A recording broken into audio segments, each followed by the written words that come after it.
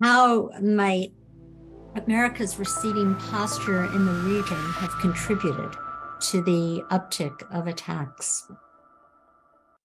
So, Sarah, look, what you mentioned is another brick in the wall. and I want to explain, to understand how the Iranians are analyzing or doing their situation assessment. We shouldn't look just at the United States. The United States is part of it, is an important part of it, but there are a few more things, and I want to elaborate on them. I think the most important one is actually you once used this term, and now it is really relevant, tectonic changes.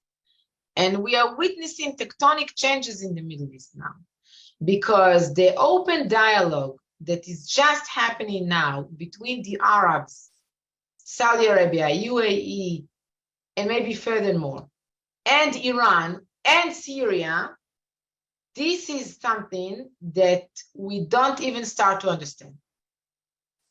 We have seen, it's no more isolation of the Shiite axis led by Iran. It's not isolated anymore. This is different.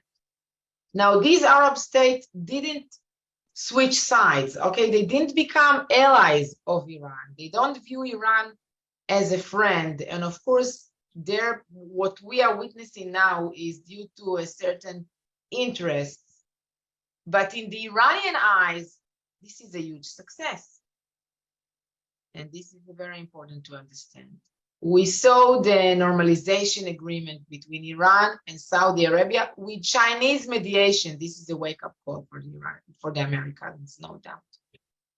We see that they are about to open embassies as part of this normalization. We see renewing of the diplomatic connections with Syria and debates whether it's going to be invited to the Arab League conference, yes or no. We see ceasefire with the Houthis of Yemen while the Houthis preserve their power in Yemen. What's going on? The Iranians see all these developments in the Middle East, and to their analysis, wow, they succeeded in getting what they wanted. So this is number one. Second, yes, they're also looking at what is happening in Israel.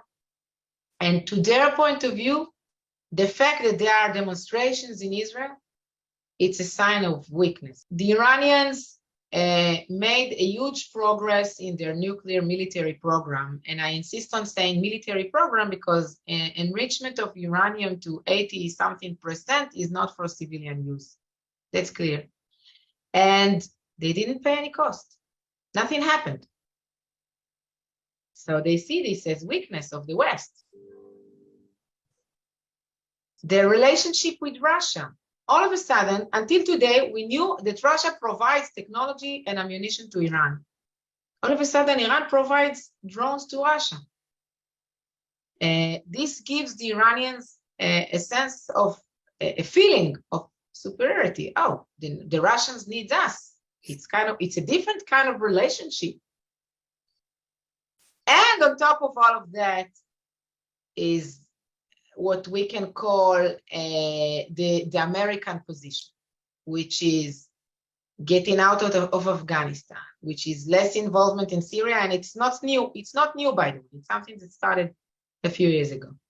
Again, the bad blood between the United States and Saudi Arabia. All of that together, everything I've just described, brings Iran to say, okay, our risk management can be different now. I said that before we were online, and maybe I'm saying that again. I think my greatest ask is to change the perception around the nuclear capability of Iran from a perception that believes that, well, it's a problem of Israel, to a perception that believes that it's a global problem. Now, even if everybody is telling me, yes, we understand that, we are aware of that, at the end of the discussion, I am being asked, so when Israel will attack Iran? So if eventually this is the question I'm being asked, it means that the bottom line, everybody believes that it's the problem of Israel. Because the question that should be asked is, when are we going to attack the nuclear capabilities of Iran, Israel, United States, NATO, or any other Western alliance that we can imagine, because it's not just my problem. And it shouldn't be the basic assumption that if everything will go wrong, these crazy Israelis will do something. Right. This should not be the imaginary scenario. آنچه در مورد ما میگویند